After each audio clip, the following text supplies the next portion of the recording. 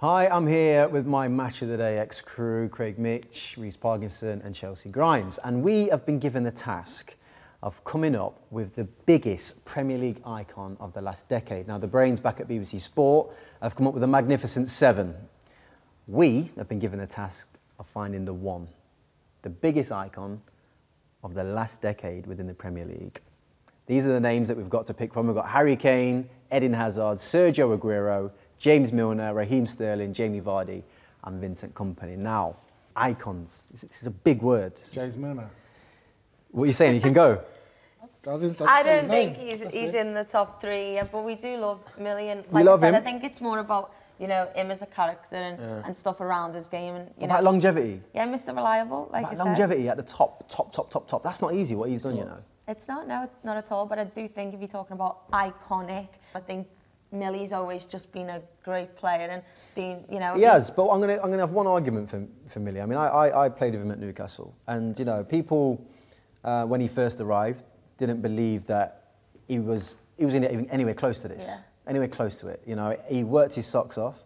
I think people actually, at times, probably have made fun of him because he don't drink, he don't go out, he don't do all the typical things that most footballers do. He stayed true to himself. That's why he's lasted so long. And I think there's a lot of power in that. But I think I do agree with you, Chelsea. I think we should make life a little bit easier for ourselves. Do we agree? We slide it to the side? Yeah. Right. So Millie, like Chelsea said, we love you, but we're whittling this down. Now, we're left with these 6. If we're whittling it down, for me, next coming off out of those 6, Hazard. Jamie. I knew you were going to go No. Jamie. And I think, No. I think, hold on, let me give my Go on. case, right?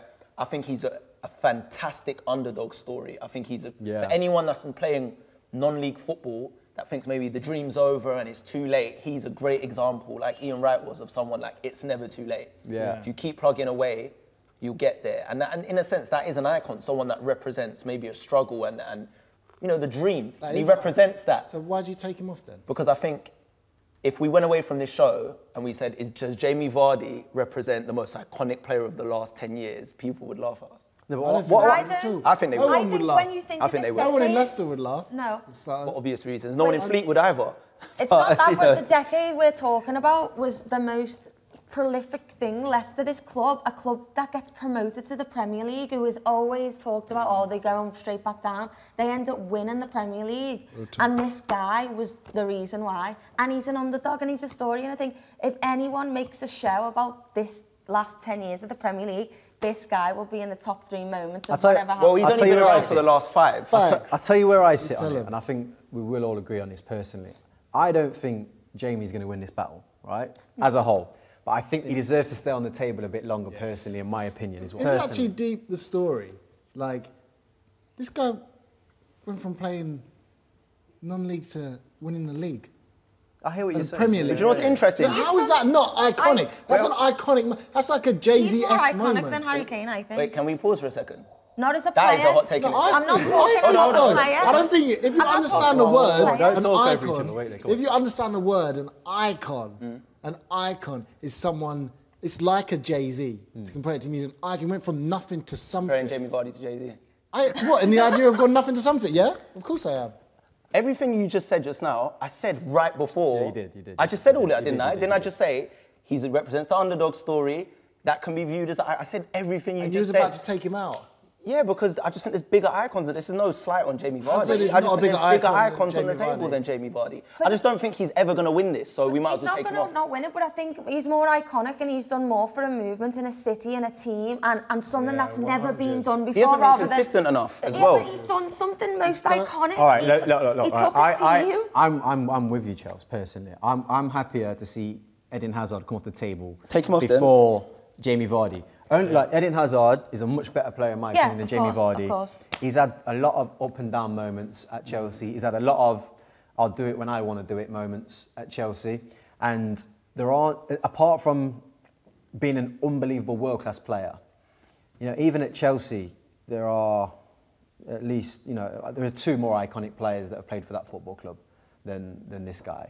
Thanks. I don't know how many more iconic players have... For Leicester. He's been there for 5 years of this decade, and he's had 1 outstanding season. And in this season, he looks like he's getting back there, But that's not enough in 5 years. But that one season was an iconic season. That's what There's only one. I'm going to put this Still here. In 10 years. season. I'm going to put this here. Are we happy with that? In a decade, one. I'll take back the Jay-Z thing, by the way. I'm just saying. One in a decade, though, one. See, right now, like, I know what you think, Chelsea. In my opinion, this is where Vardy comes off the table. I know you feel like Harry Kane's probably not as iconic, but in my opinion, this is where Vardy comes off the table. This is what we're talking about. This man has done it for 5 years straight. He has 2 golden boots. He has a World Cup golden boot. He's captain of England. He's probably going to be captain of Spurs if Reece isn't there.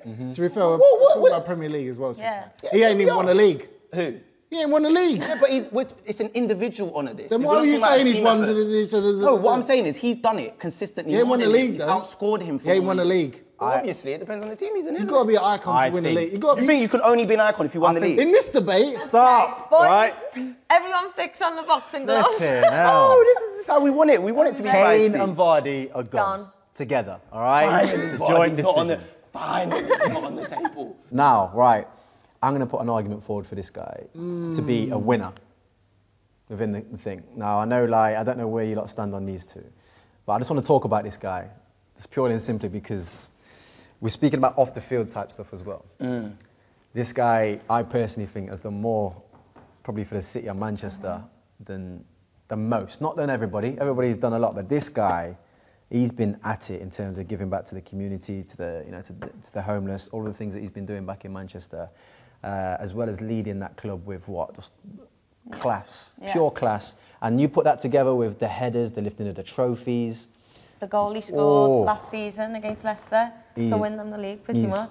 I don't know, man. He's a tough one to turn down, in my opinion. He was a turning point for that team as well, and the Correct. club. And he's been there even when they were crap. Well, he was. I played against him when he was in centre midfield for City. He played centre midfield when he came originally, and that was like way back, what, 2008-09 season, something like that. And he was still doing it last year, lifting the title. He's saying head and shoulders for you? It's not a head and shoulders thing, 'cause I think this guy has done some special stuff in terms of his... I think we've got to take him off. RAHEEM. Wait. Everyone hear that? No, wait. I don't disagree. I think it's between those two. No, Did you just say... I don't you were disagree. taking Raheem Sterling off something? Against those two, of course. I'm going Aguero for me. All right. I'm going Aguero, and the reason I'm going Aguero is because I feel like there was 2-3 years, the last 3 years, where injuries had hampered him and he wasn't around to really... He may have been on the training ground in the dressing room, and that's important, but I just feel like he's City's all-time top goal scorer, this man here. He brought them that moment we saw, the Aguero moment, and won them that first ever title against Sir Alex Ferguson, Manchester United. He's and this is going to be controversial, for me, he's the best Premier League striker of all time. I put him above Shearer. I put him above Henry. I do, because there's even stats to back it up. His minutes to goal ratio is the best ever. And he's still doing it now. When Pep came in, they were like, he's done. He can't play this. He can't give all this energy, but he's still doing it. You know icons, right?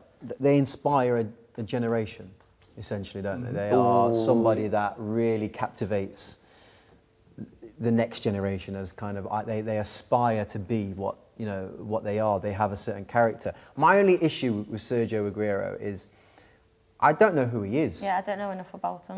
He's not a big enough character. I don't know who he is. And that's fair enough. Like, some players are that way. He wants to be private, and he should be, applauded for that. But I don't feel like I can connect with him. I think it's the language barrier as well, though. I think he's lying. I think he's lying. About what? I think he's lying. I think he speaks great English. I just don't want to talk to anybody.